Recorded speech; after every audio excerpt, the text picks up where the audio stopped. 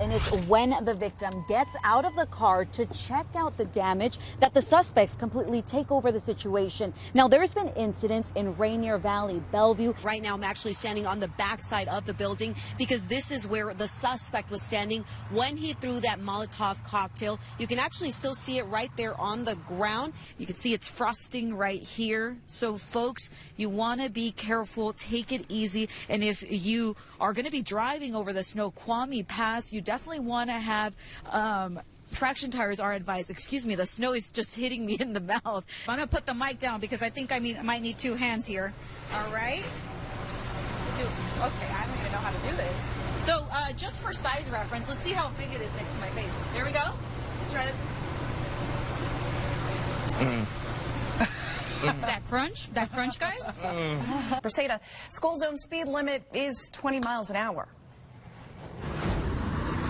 Yeah, Lindsay, Gary, well, that guy was definitely going fast, and we can see why those cameras were installed in the first place. Right now, I'm seeing 81 cancellations. 77 of those flights are with Alaska. You'll see some of those on these reader boards. The people have been coming here to pay their respects. You can see this memorial, several flowers laid out here, as well as some candles. This sign right here reads, "Descansa en paz, amiga, te extrañamos." That translates to, "Rest in peace, my friend. We miss you."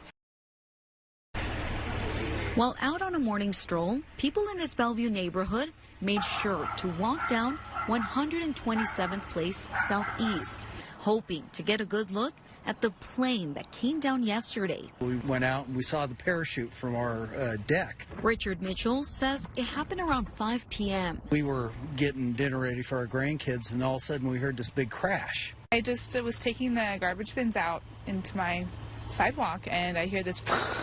I look up in the sky, and there's a parachute attached to an airplane. It's just slowly falling down. Officials say the plane took off from the Renton Municipal Airport. They say it was a training flight, and within minutes, the engine failed. The two men inside were able to walk out unharmed. I was down there talking on the phone with 911, and then they were asking questions, and the pilot walked out, literally just walked out of the plane. Bellevue police says what happened here was the best case scenario. It's fortunate that the plane came down where it did, because once the pilots deploy that parachute, they really have no control over where the plane goes at that point. Neighbors calling it a miracle. There's a gas pipeline. There's also multiple high tension voltage wires in that same corridor, plus houses on both sides of that. And it's, from my perspective, it's just a miracle. The FAA and the National Transportation Safety Board are working together to find out what went wrong. Reporting in Bellevue, Briseda Holgan, KIRO 7 News. It'd be a cold day in hell before I give you mercy. It's been over 4 years since Aaliyah Taylor was brutally assaulted by former Seattle Seahawks player Chad Wheeler. Today, during his sentencing hearing, she recalled some of the gruesome details that took place that night. Let's talk about mercy. You showed none the night you tried to murder me. You smiled while you stuck your fingers down my throat and strangled me. You didn't think I was going to come back this strong, didn't you, huh? According to court documents, Taylor's face was covered in blood. She had several fractured bones and a dislocated elbow. Police had to force their way inside the bathroom where both of them were. It took 3 officers plus their tasers to arrest Wheeler, who is 6'7" and over 300 pounds. Before you tried to kill me, I would have done anything for you. You weren't honest with me, and it almost cost me my life. During court, Wheeler also shared a statement. Aaliyah, you did not deserve any of this. You are a good and caring woman, and I wish nothing but the best for you.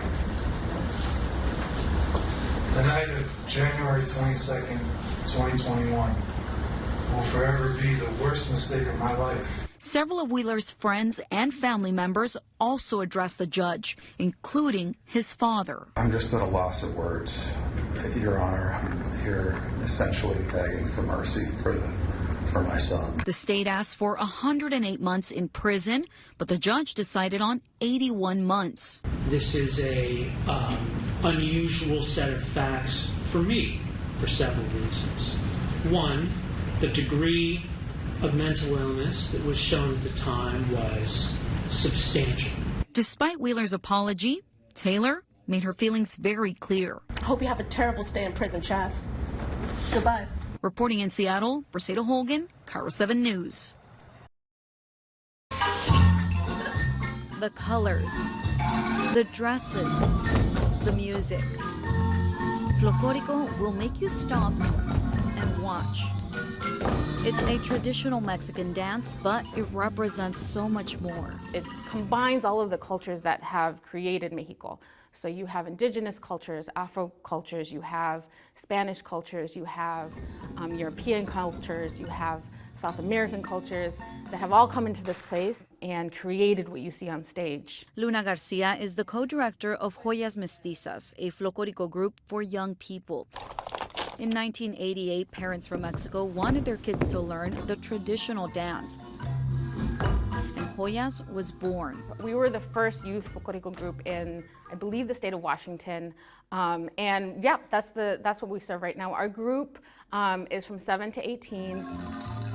For 30 years, Joyas practiced in the South Park Community Center. But when COVID hit and shut everything down, practice was paused for about a year. But they were able to find a studio in Burien where they could offer more.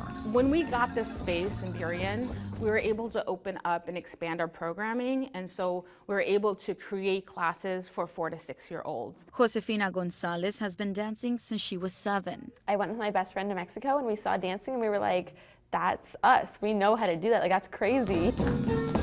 Both Gonzalez and Garcia remember being mesmerized for the first time.